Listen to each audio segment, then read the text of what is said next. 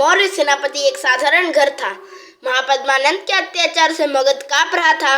मौर्य सेनापति के बंदी हो जाने के कारण अपने कुटुंब का जीवन किस प्रकार कष्ट से बीत रहा था। एक बालक उस घर के सामने खेल रहा था। कई लड़के उसकी प्रजा बने था और वह राजा।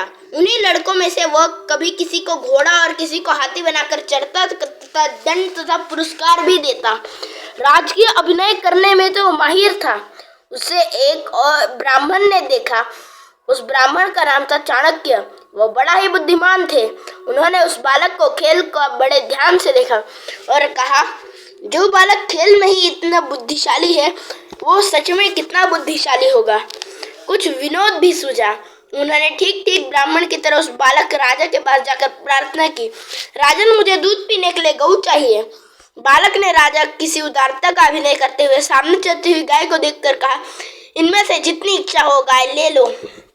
ब्राह्मण ने हंसकर राजन के ये जिसकी गाय है वह मारने लगे तो बालक ने गर्व से छाती फुलाकर कहा, किसका साहस है जो मेरे आदेश को न माने। जब मैं राजा हूँ तब तक मेरी आज्ञा अवश्य मानी जाएगी।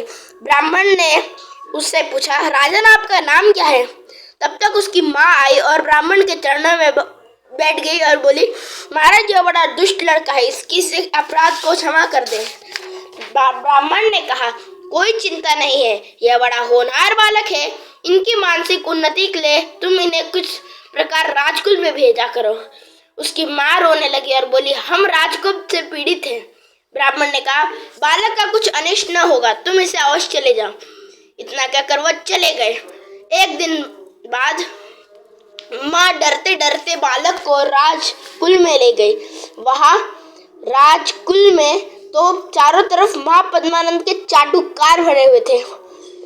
राजसभा में पहुंचा। किस राजा के यहाँ से नंद राजसभा की बुद्धि का अनुमान करने के लिए लोहे के पिंजड़े में मोम का सिंह बनाकर भेजा गया था और कहा गया था कि अगर बिना पिंजड़े खोले जाकर निकालने अगर शेर को जाए तो उसे मुंह मांगा धन दिया जाएगा। सारी राजसभा इस पर विचार करने लगी। उन चाटुकार मूर्ख सभासदों को कोई उपाय नहीं सूझा।